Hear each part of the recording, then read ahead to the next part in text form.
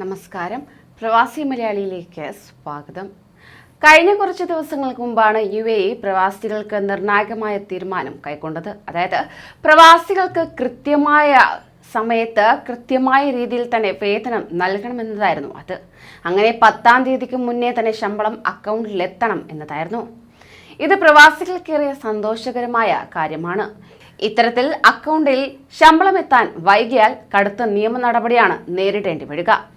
എന്നാൽ ഇപ്പോഴിതാ മറ്റൊരു ഗൾഫ് രാഷ്ട്രം കൂടി രംഗത്തെത്തിയിരിക്കുകയാണ്. ഒമാനിലെ സ്വകാര്യ മേഖലയിൽ ജോലി ചെയ്യുന്നവർക്ക് ഏപ്രിൽ മാസത്തെ ശമ്പളം 21-ാം തീയതി നൽകണമെന്ന് അധികൃതർ മുന്നറിയിപ്പ് നൽകി. അടുത്ത മാസം ഈദ് ഉൽ ഫിത്തർ വരുന്നത് പ്രമാണിച്ചാണ് ഒമാൻ തൊഴിൽ മന്ത്രാലയം ഇത്തരത്തിലൊരു തീരുമാനം കൈക്കൊണ്ടിരിക്കുന്നത്.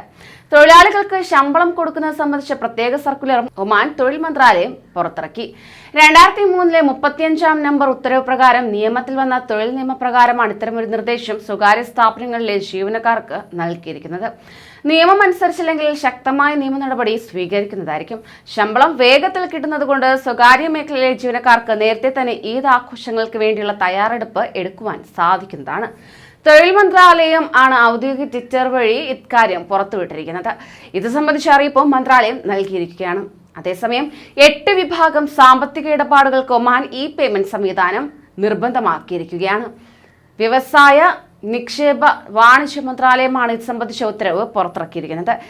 പേയ്മെന്റ് നടത്താൻ സാധിക്കുന്നതിന് ആവശ്യമായ സൗകര്യങ്ങൾ അധികൃതർ ചെയ്തു തരും. വാണിജ്യ കേന്ദ്രങ്ങൾ, മാർക്കറ്റ് എന്നിവിടങ്ങളിലെ എല്ലാ ഇടപാടുകൾക്കും പേയ്മെന്റ് നിർബന്ധമാക്കിയിട്ടുണ്ട്. അതോടൊപ്പം തന്നെ കഴിഞ്ഞ കുറച്ച് ദിവസങ്ങൾക്ക് മുമ്പ് UAE പറഞ്ഞത് ഇപ്രകാരമാണ്. UAE-യിൽ തൊഴിലാളികൾക്ക് വേതനം നൽകുന്നത് വൈകിയാൽ കടുത്ത നടപടി നേരിടേണ്ടി വരുന്നതായിരിക്കും. 17 ദിവസത്തിലധികം വൈകിയാൽ കമ്പനികൾക്ക് പുതിയ തൊഴിൽ പെർമിറ്റ് നൽകില്ലെന്ന കടുത്ത നിബന്ധനയാണ് അധികൃതർ മുന്നോട്ട് വച്ചത്. രാജ്യത്തെ തൊഴിലാളികളുടെ വേതന സുരക്ഷ ഉറപ്പാക്കുന്ന ഈ വർഷത്തെ പുതിയ തീരുമാനത്തിന്റെ ഭാഗമായായിരുന്നു ഈ നടപടി വന്നത്.